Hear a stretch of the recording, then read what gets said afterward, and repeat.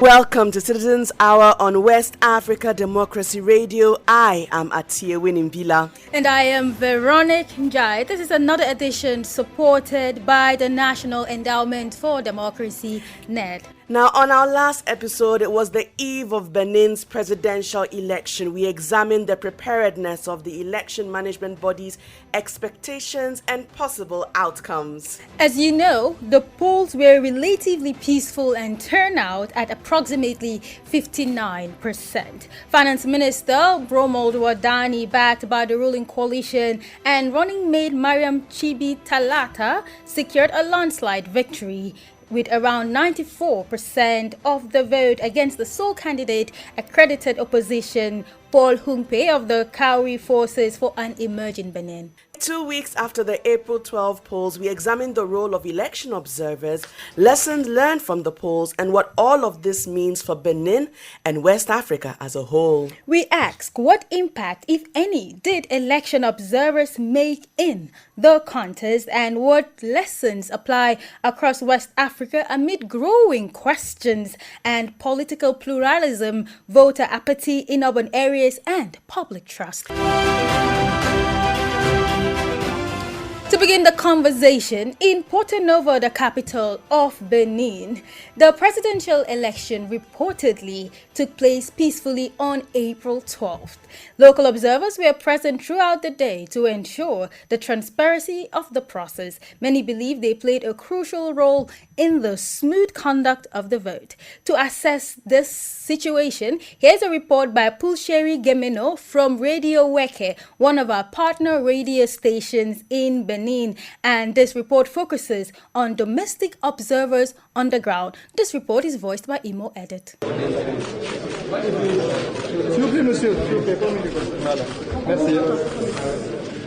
Local observers were deployed at virtually all polling stations across the country. Beninese civil society established an electoral platform to monitor the April 12 presidential election. It brought together more than 200 civic organizations. A total of 1,700 local observers covered thousands of polling stations across 17,000 locations. Joel Atai Gudegbe is one of the leaders of the electoral platform. We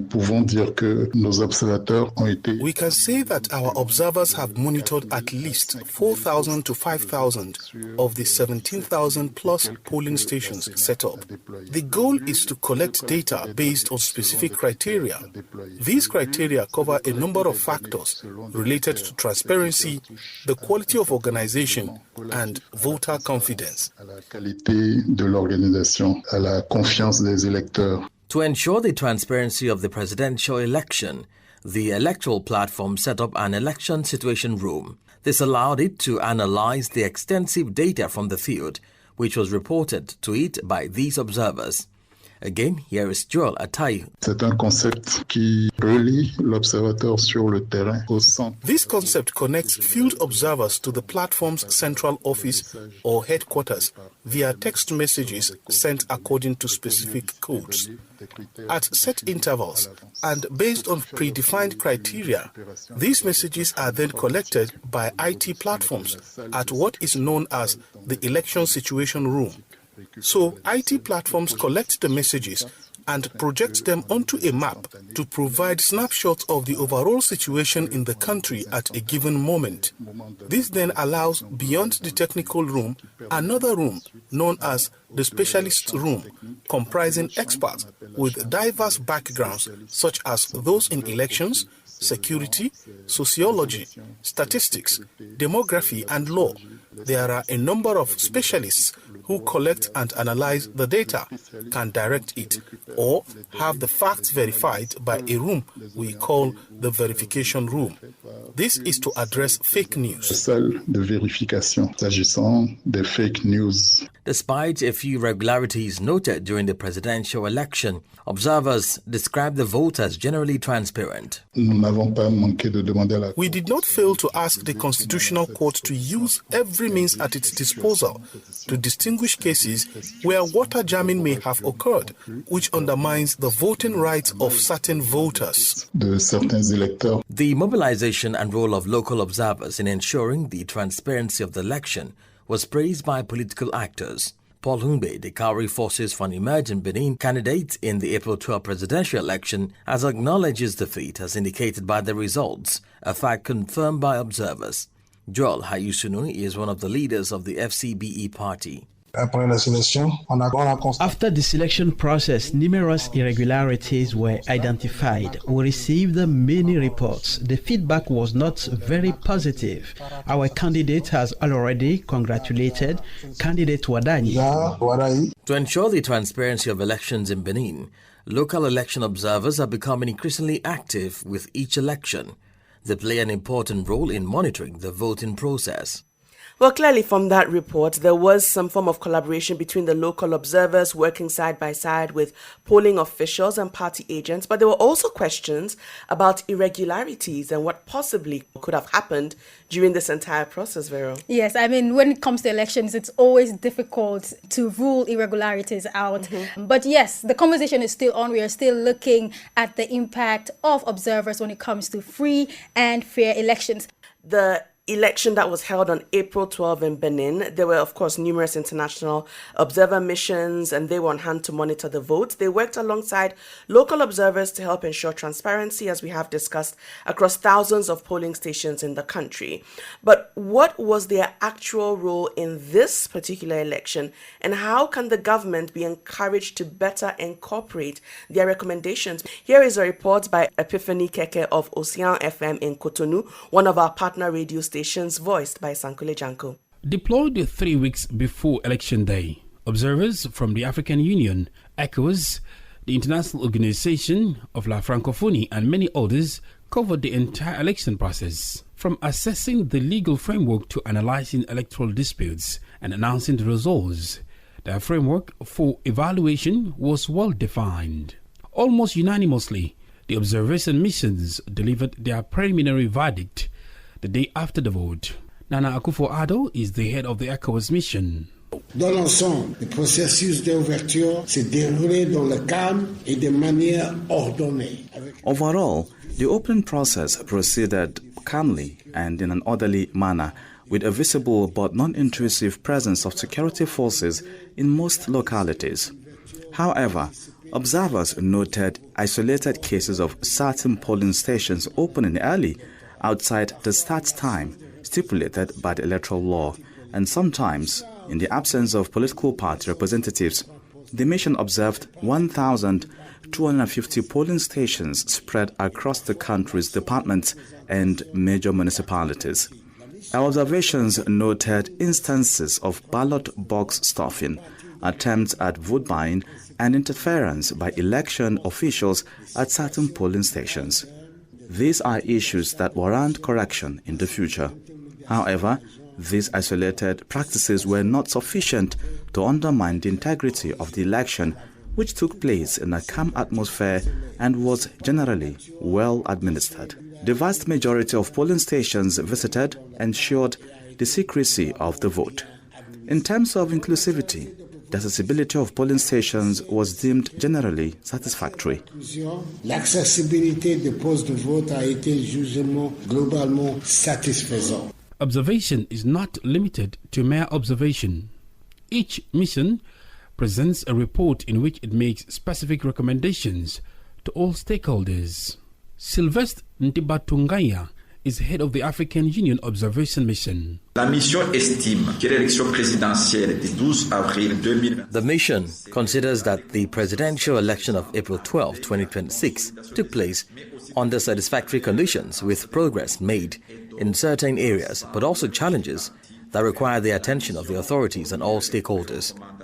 The mission makes the following recommendations to the government: strengthen confidence in the electoral process by prioritizing the guarantee of genuine political pluralism based on a representative opposition that is fully capable of exercising its role as a counterweight to the government. Revise the sponsorship system and the provisions regarding the political truce and the right to strike to encourage the political opposition, and strengthen safeguards related to the freedoms of expression, assembly and association. The work of international observers aims to ensure the transparency of the electoral process. Matthew Ajanu is a political analyst. Un pays souverain n'a pas à attendre une mission d'observation. A sovereign country does not need to wait for an observation mission to lend credibility to the process leading to the appointment of its authorities. And a sovereign country, especially one governed by the rule of law and democracy, and acts with conviction because that is what the evidence shows. And so, in my view, they do not have the right to manipulate or influence the transparency of the election. Observers emphasize the importance of government adopting the recommendations of election observation missions to improve the organization of elections. Je crois que les missions d'observation deviennent comme des écoles d'apprentissage. I believe that observer missions serve as learning opportunities to improve and grow together. Benin's experience is something other nations look up to because whatever people may say, our democratic model continues to inspire other countries. We have held regular elections and there has been a peaceful transfer of power at the highest level of government. Our country enjoys stability in the sub-region and we continue to develop a model of democracy even if we have refined it somewhat. So if we agree on the role of an observer mission, which isn't there to act as a police force, but to see how we operate, our country should welcome it. Regarding the recommendations for improvement, just because we make recommendations doesn't mean everything has to be redone. Just because we identify shortcomings doesn't mean everything is bad. States should draw inspiration from the reports this mission leaves behind and even organize exchange workshops around this report to say, okay, here is what they're telling us, but within our context. It is up to the sovereign state to determine whether its own socio-political and cultural context, whether it wishes to take this or that into account.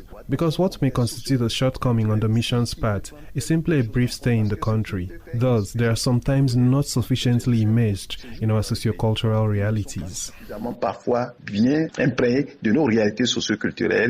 Following the April 12 election, the process of consolidating the organization of a free and transparent election is now underway. It will begin with a thorough review of the observers' final report, which is expected within 6 weeks. That was a report regarding international observers and their role when it came to the elections in Benin. We do know that the issue of observer protection has remained a key concern during elections in recent years, particularly in the northern part of Benin. And that's where we're going into at this moment, because that part of the country has experienced a serious security crisis, making it increasingly difficult for both local and international observers to work safely in certain communities. We check in with Lukman Waruchemu of Sota FM, which is also one of our partner radio stations in Malanville, and this report is voiced by Abdullah Hassan. I remember during the last municipal legislative elections in Karimama, soldiers went missing. Jihadists killed some people. Others were missing. As of this moment, they have not been found. This account comes from an election observer who highlights just how difficult it is to monitor elections in northern Benin, a region plagued by insecurity. For the April 12 presidential election, measures were taken to prevent tragedies. Adam Guerra, president of the platform, or civil society electoral organizations, notes a marked improvement between the two election periods, particularly the combined municipal and parliamentary elections on January 11 and the presidential election on April 12. The fact is, we supervisors were well protected. Surrounded by police, we were well protected, fully armed. The police were at our disposal. Now, as a supervisor, I truly had the privilege of being well protected.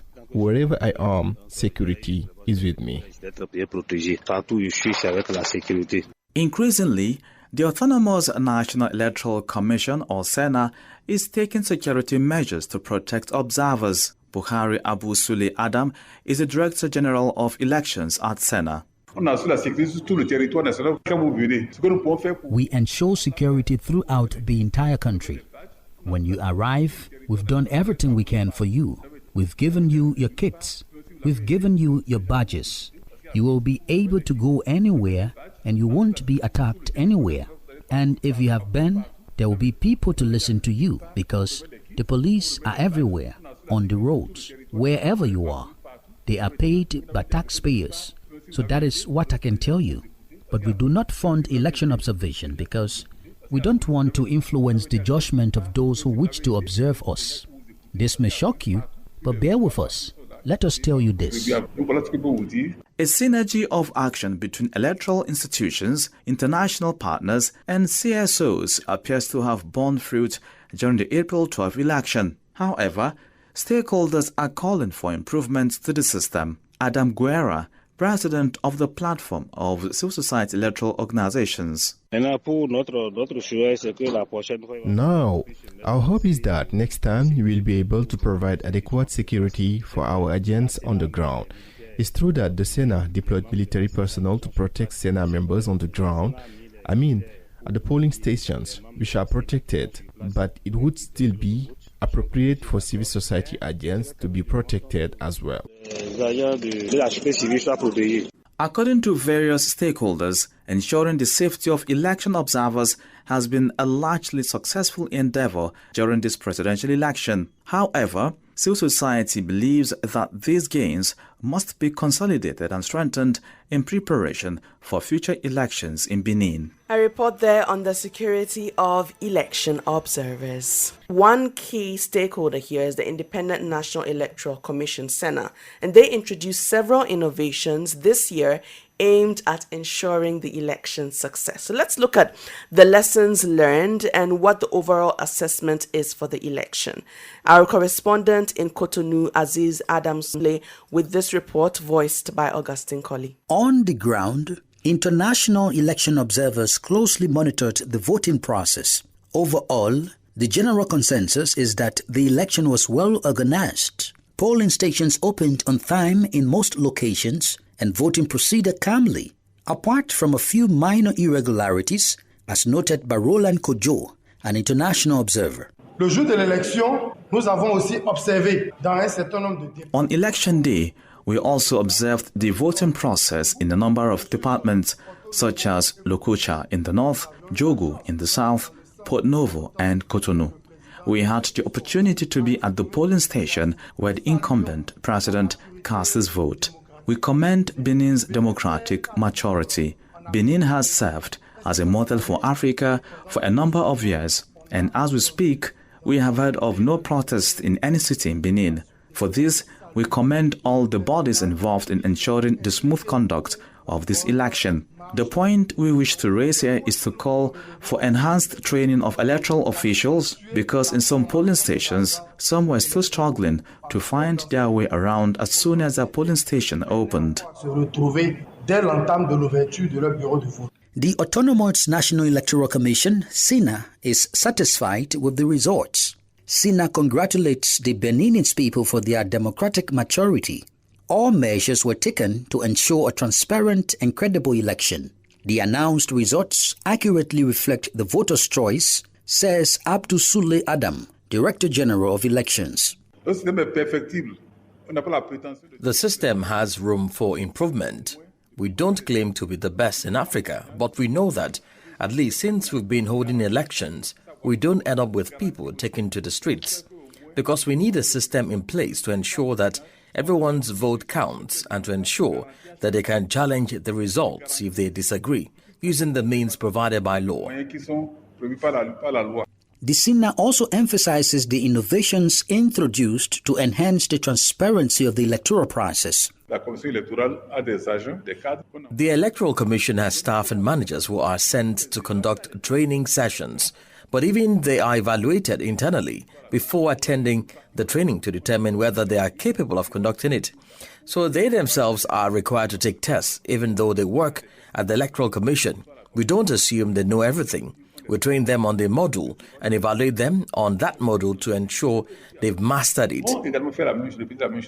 But beyond the organization, what political lessons can be drawn from this election? Aristide Kanusu, a political analyst, believes that significant progress has been made regarding elections in Benin. La présidentielle du 12 avril 2026 a d'abord montré la solidité. The votes took place peacefully. The Senate released the provisional results with controlled efficiency, and the Constitutional Court reviewed the reliable data provided to it. it cannot be ruled out that there were irregularities. But it is clear that we have made a qualitative leap forward in terms of election organization. The second lesson is the democratic discipline observed from the campaign through the conduct of the election to the announcement of the results. Well, the Wadani Talata ticket was declared the winner in the first round with 94.27% of the votes cast, and the opposition considered defeat even before the official announcement of the results. This shows that in Benin, political competition is increasingly being settled at the ballot box and through the law, rather than through tension. Par les urnes et par le droit et non par la tension. Well, you heard it there. Clear successes alongside challenges. And definitely, I mean, what we've heard today is clear and nuanced. Observer missions, local and international, remain an important part of the democratic toolkit. But their effectiveness is undermined when their own safety is threatened and when deeper issues of inclusion come before polling day. The future of credible elections in Benin and across West Africa lies not just in more observers, but in stronger institutions, genuine inclusion, restored public trust, improved security for monitors, and active citizen participation. Election observers are a familiar sight across West Africa, tracking voting processes in various countries. But how much do they impact the election process? This edition of InfoCheck explores the role, limit, and real influence of observer missions, from success stories to moments where events on the ground take a different turn. They're unmissable during elections, with their mostly brown vests, sometimes in other colors, moving between various voting centers, some fixed, others constantly on the move. But beyond the visibility, what is the real impact of election observers in West Africa? Welcome to InfoCheck. I am Francis Boniface, your host. Before we go further, one important clarification. Election observers are often mistaken for monitors, but they are not the same. To break this down, I spoke with Paul Ejime, a global affairs analyst and consultant on strategic communications and security governance.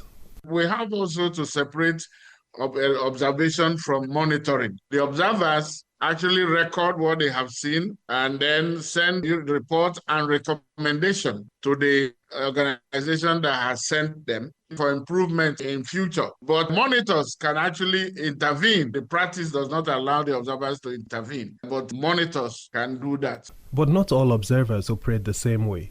Some are present long before election day, tracking campaigns, media access, inclusivity, and political tensions. Election observation may suggest stability, but reality can shift very quickly. Following the presidential election in Guinea-Bissau in 2025, the head of the ECOWAS Observer Mission, the Ghanaian diplomat and statesman Baba Kamara, praised the process. So far, the elections have gone very, very good. I was saying that Guinea-Bissau has made we, the West Africans, proud. It is very, very unique. And I wish other African countries will learn from this. The democracy is not about fight.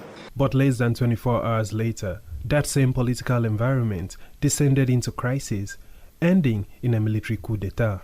So what does that tell us? That election observation captures a moment, but not always the full trajectory. And yet, observation can still play a preventive role, according to global affairs analyst Paul Ejime.